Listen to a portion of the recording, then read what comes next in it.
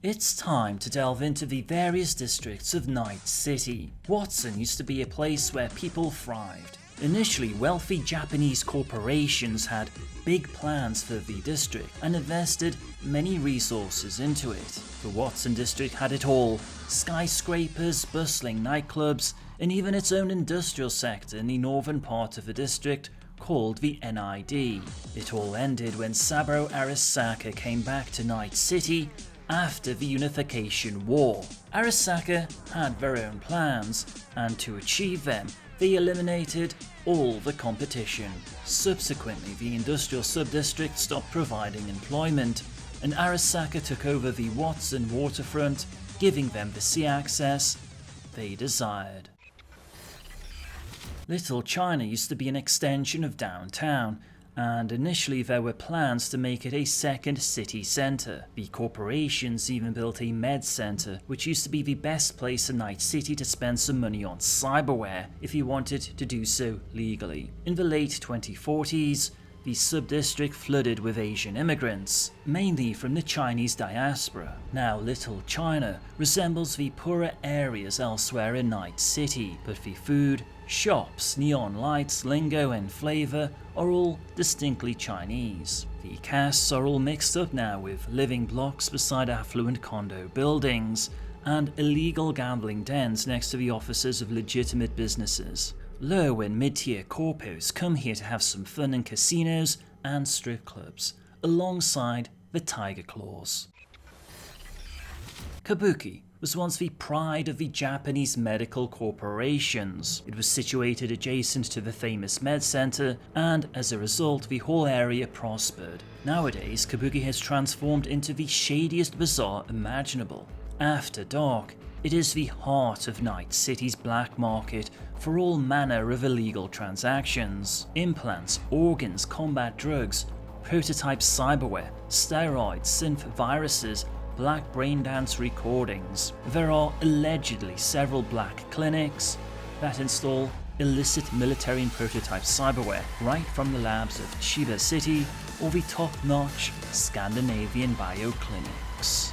The whole area is densely populated, except for the northern edge where warehouses and abandoned factories are occupied by various gangs, transients, and junkies.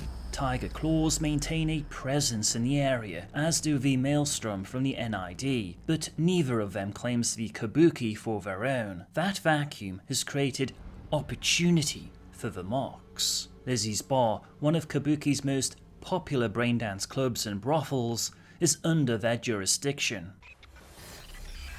Northside Industrial District, or NID, was once Watson's prosperous factory sub-district. Now neglected, its factories are mostly non-functional and abandoned due to earthquake damage and failed investments. The Maelstrom used the NID's abandoned buildings as hideouts, illegal braindance studios and warehouses for the loot they steal from corporate transports. The Arasaka waterfront is the bulwarked island of corporate authority in the lawless Sea of Watson. The first act of the Japanese Zaibatsu was to build a wall around the waterfront to keep Watson inhabitants at bay. Motion detectors, electrified razor wire, and automated sentry guns protect the Arasaka property from uninvited guests. Westbrook is considered by many to be the best place to live.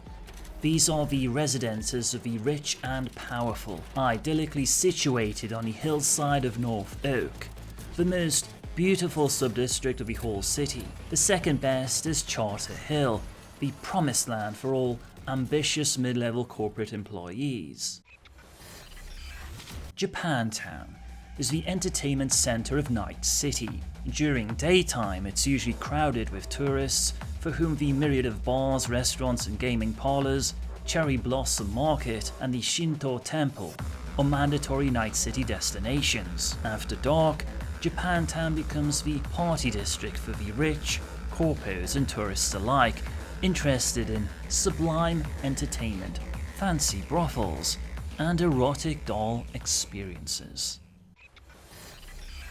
Charter Hill is a relatively new and well-maintained corporate district, which quickly became popular among the upper class of Night City. North Oak is Night City's exclusive residential district, free of poverty and gangs. 50 years ago, there was nothing more here than arid hills framing the northeastern border of Night City. After the destruction of the Arasaka Twin Towers during the Fourth Corporate War, it became the site of temporary refugee camps. This situation persisted until the early 50s, when the NC government, backed by corporations, decided to clear the area by force. Proclaimed as a war against crime by the corporate-owned media, this action became a synonym of corporate brutality and prejudice. The North Oak favelas were pacified and raised by corporate developers, and in a few years the area became the most prized part of Night City. North Oak is now home to the untouchable elite, corporate CEOs,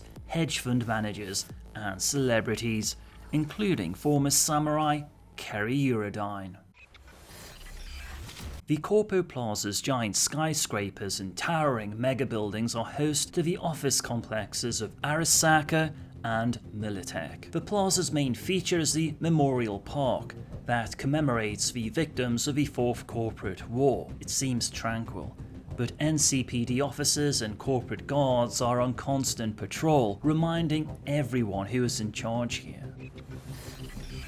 Downtown is home to massive new office and apartment buildings, corporate hotels, and restaurants emanate a unique, posh vibe. Downtown is the social heart of Night City. At night it has dark alleys, shadowy spots, and sleazy hotels where drug deals go down and black brain dance is produced.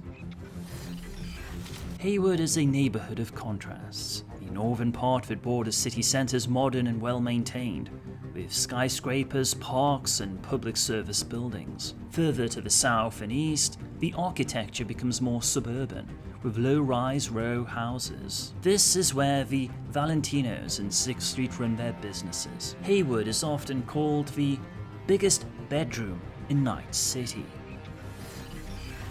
Wells Springs is a relatively safe sub-district, at least on its west side that borders city centre. Buildings here are modern, erected late in the rebuilding of Night City.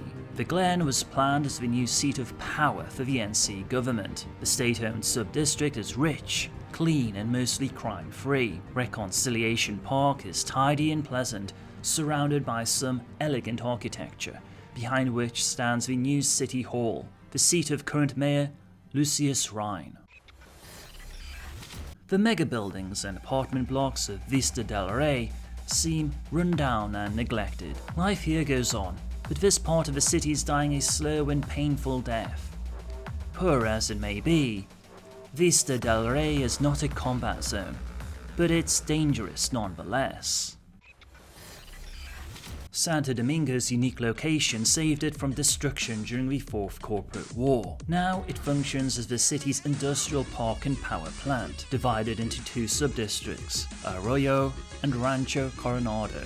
Santo Domingo is subject to constant change. Arroyo consists of an old-fashioned nuclear power plant, robot factories, a logistics center, and a gigantic junkyard. Not all corporate investments have turned out to be profitable, and a significant number of the buildings in this area remain unfinished or simply laying in ruin. All the operational high-tech sites, including the Arasaka factory or Petrochem Betalites power plants, are restricted areas with their own security forces. Rancho Coronado was advertised as a place for corporate and factory workers to live out the American dream. It consists almost solely of identical cookie-cutter houses, reminiscent of the ones seen in mid-20th century American suburbs. The district has its own bars, shopping, school, park, restaurants, and even a metro station. Security is overseen by the 6th Street Gang. Originally, investors poured massive sums into Pacifica in an attempt to create a booming tourist resort. They hired nomads and locals, mainly from the Haitian diaspora, to provide a cheap labor force. However, during the Unification War, most investors withdrew their funding and abandoned Pacifica. In an unprecedented act of initiative, a local gang called the Voodoo Boys unified the clueless locals to create a new Creole community in the area.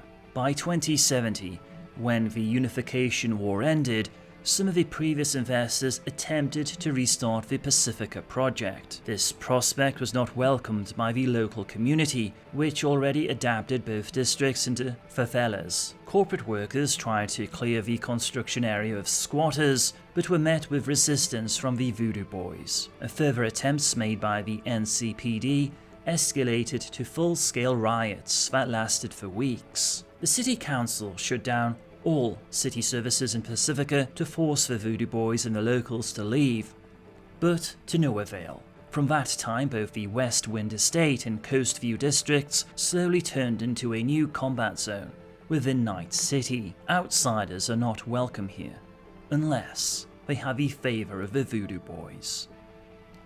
Thank you for chipping in.